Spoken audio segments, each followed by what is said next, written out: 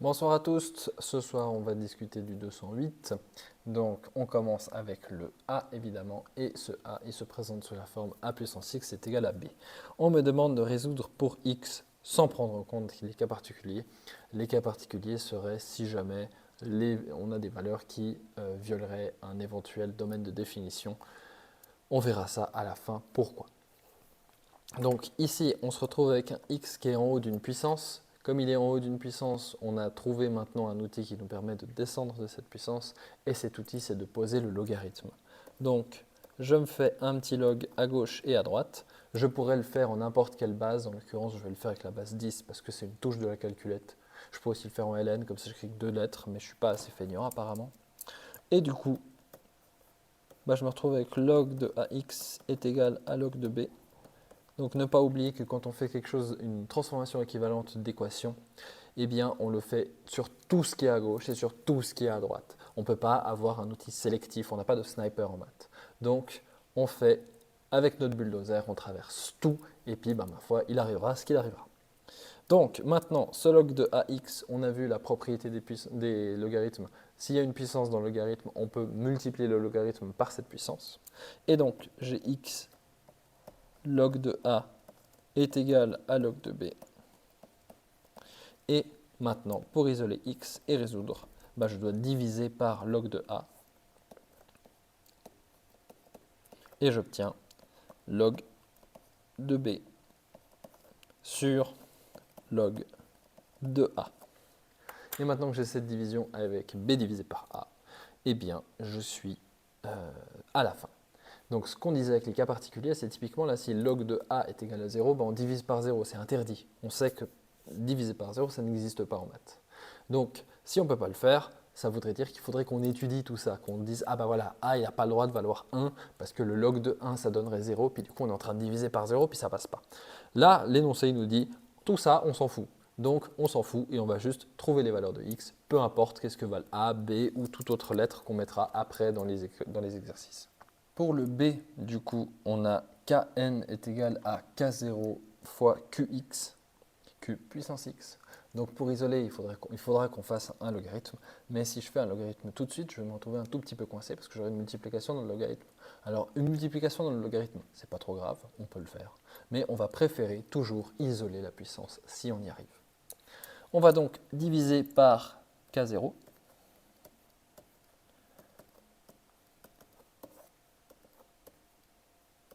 Et ensuite, on va poser un log.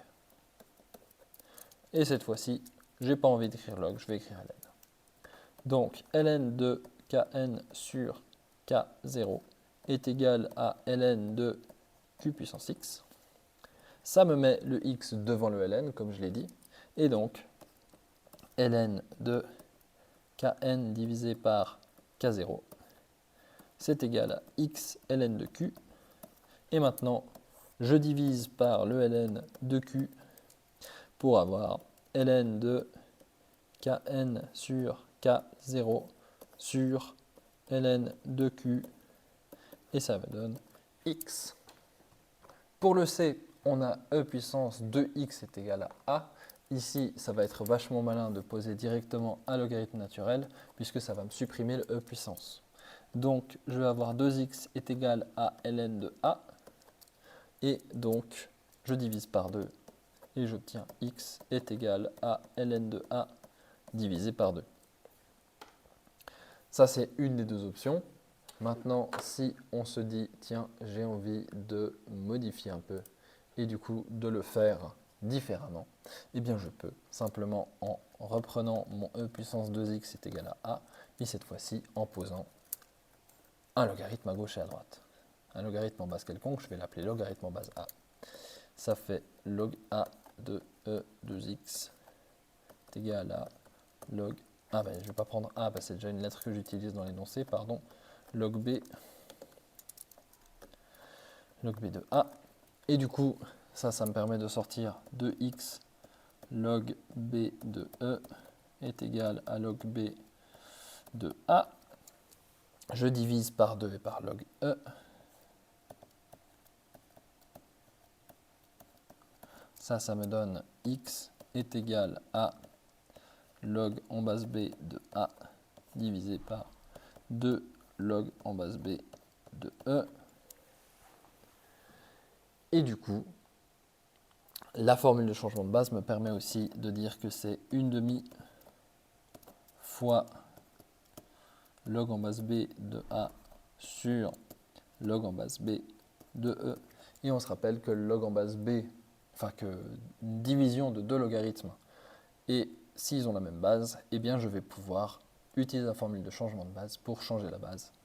Donc je me retrouve avec 1/2 fois log en base e de a.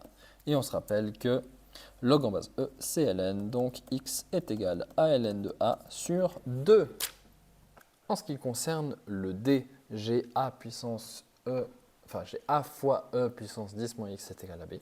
Donc ici de nouveau, pour éviter de me causer des problèmes, puisque si je faisais le logarithme, ce serait sur tout, et du coup j'aurais a fois e puissance 10 machin, machin, ça fait un gros logarithme pas beau, puis on n'a pas envie de le décomposer. Donc on va commencer par diviser par a, ça semble plus facile. Ça me fait e puissance 10 moins x est égal à b divisé par a. On voit qu'il y a un e, on pose un ln. Ça me donne 10 moins x est égal à ln de b sur a. Et maintenant, j'isole le x et ça me fait 10 moins ln de b sur a est égal à x. Pour le e, on a l'équation m est égal à m0 fois 2 puissance moins x sur t. Donc ici, de nouveau, on va se débarrasser d'abord du m0 pour essayer d'éviter d'avoir un logarithme un peu trop gros. Ce qui me fait m sur m0 est égal à 2 moins x sur t. Je pose un logarithme général. J'ai la flemme, je fais un ln. Et du coup, j'ai ln de m sur m0 est égal à ln de 2 puissance moins x sur t, pardon. Et du coup, ici, je me retrouve avec ln de m sur m0 est égal à moins x sur t facteur de ln de 2. Maintenant, ln de 2, c'est un nombre, t, c'est une lettre, enfin, c'est un paramètre. Donc, on peut multiplier par t, diviser par ln de 2. Et puis, on va aussi profiter pour multiplier par moins 1, comme ça, le x est tout seul. Et je me retrouve avec x tout seul, ce qui est le but. T ln de m sur m0 divisé par ln de 2. Et du coup, vu qu'on a 2 ln, on pourrait techniquement écrire ça comme étant t log en base 2 de m sur m0 est égal à x. Et j'ai oublié le moins. Voilà. Donc, on peut faire le e comme ça. Pour le f, du coup, on a n est égal à n0 fois n puissance x moins a. Donc, comme je l'ai dit, on essaye de faire des logarithmes pas trop, donc on divise par n0.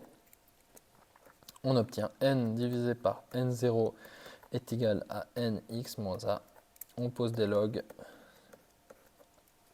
On obtient log de n sur n0 qui est égal à x moins a log de n. Comme je l'ai dit, quand on a une puissance dans le log, ça sort. Il faut que ce soit rentré maintenant. Et du coup, j'ai log de n sur n0 divisé par log de n qui est égal à x moins a. Et il ne me reste plus qu'à additionner a.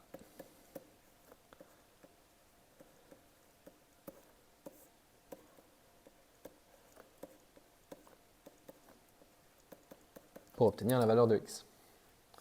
Maintenant, si je mets un petit peu de mauvaise volonté, et puisque vous restez jusqu'à la fin de la vidéo, on va le faire en faisant un logarithme tout de suite comme une grosse brute.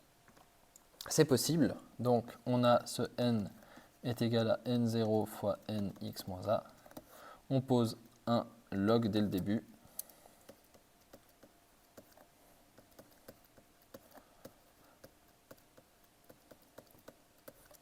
Ensuite, on voit qu'il y a une multiplication dans ce log, donc on commence par décomposer la multiplication en une addition de log.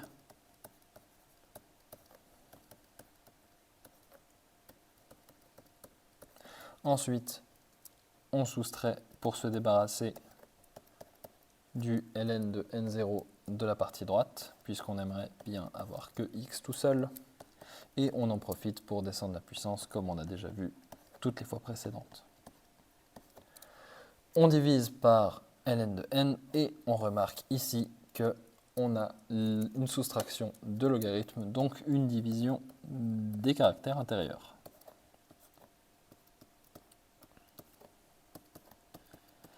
Et donc, x est égal à ln de n sur n0 sur ln de n plus a.